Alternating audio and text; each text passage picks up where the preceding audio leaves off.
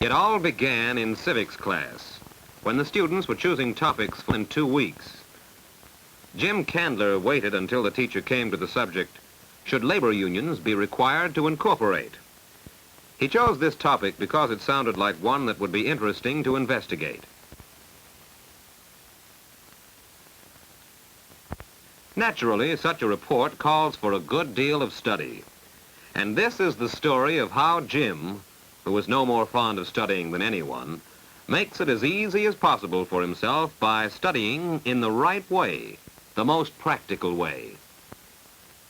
The various students in this study hall have many different ways of studying and ways of not studying, wasting time and effort.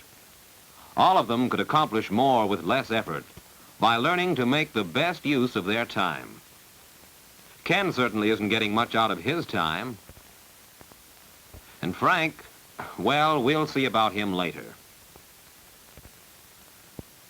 Jim is naturally thinking about that civics report. He doesn't want to put it off till the last minute. But still weeks, and meanwhile there's other studying to be done.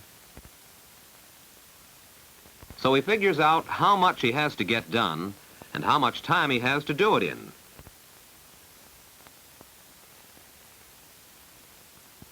To spend on each assignment. First, he has to get ready for his science class this afternoon. Then he can give the rest of the hour to his civics report. Budgeting your time to make the most of it is one of the skills involved in studying. These skills can be developed and improved just as the skills involved in playing baseball can be developed and improved by paying attention to them and practicing them. Reading is another skill which can be developed. Most of us think we know how to read. But did you know that there are different rates of reading? First, there is skimming.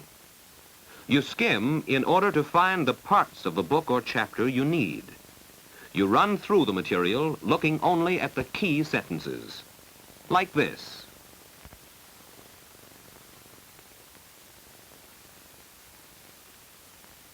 The second rate of reading is rapid reading. You use this rate when you want to take in the large ideas in the material, what it is generally about. Third, there is careful reading. Reading slowly in order to understand thoroughly each idea expressed by the writer. In careful reading, you take time to stop and make mental summaries of what you've read.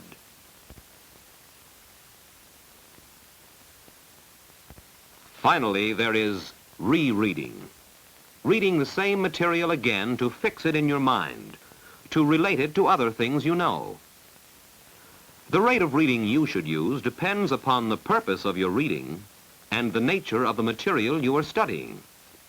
Practice will improve your skill in adjusting the speed of your reading to your purpose in studying. Now, the 15 minutes Jim allotted to science are up.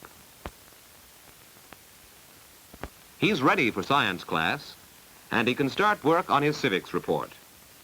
This calls for skill in organizing his work so that he can make the most effective use of his time and effort.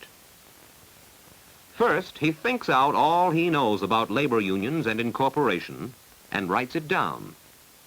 But some things he's not sure of.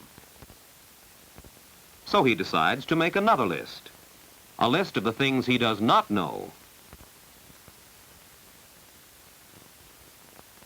These are the questions to which he must locate the answers through study.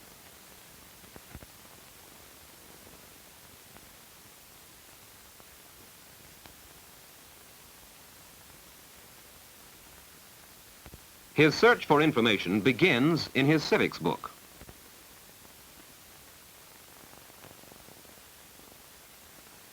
First, he goes through the contents to find the chapter on labor problems, about labor unions and incorporation.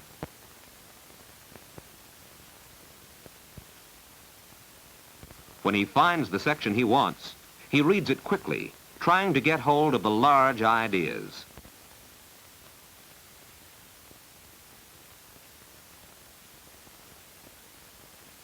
He finds the paragraphs relating directly to his topic, and he reads these slowly and carefully.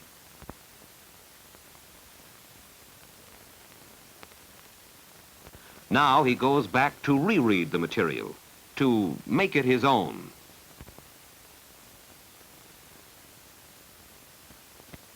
Jim has made good use of his time and good progress in starting to study for his report. But Frank is still buried in the same book. He meant to do some studying in the other two. Jim has worked no harder than Frank, yet he's finished his work because he planned it carefully. 2 days later, Jim had some more study time allotted to his civics report. But he finds his civics textbook doesn't contain all the information he needs. He'll have to look for more material. That's a part of study, too. The main source for this additional material is the library. Jim finds his material quickly because he knows how to find the books he wants on the shelves. He knows the overall plan of the library. He knows how to use the card catalog in order to locate any book in the library.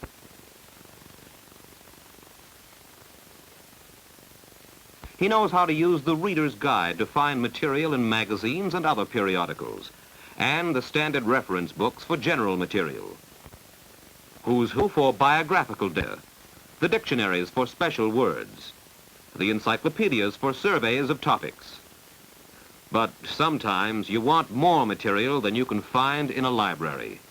Jim did.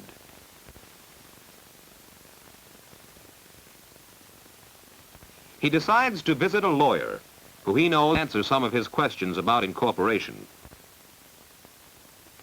What makes a report more interesting and more complete. No matter what topic you're studying, book material can always be supplemented in this manner by personal interview and by writing for information to appropriate government and private agencies. For his report, Jim has written to the National Labor Relations Board. By the time he gets the answer to his letter, he has completed his other research. Thus, he has located all the material he needs for his report. He has allotted himself a full study period for writing the report, so that he won't be rushed. Jim is no wonder student, and studying is not his favorite occupation, but since he has to study, he has made it as interesting and profitable as possible by developing his study skills. We have seen some of these as he prepared for it. Skill in reading at the proper rate to suit his purpose, skill in organizing his work, and skill in locating the study materials he needs without waste motion.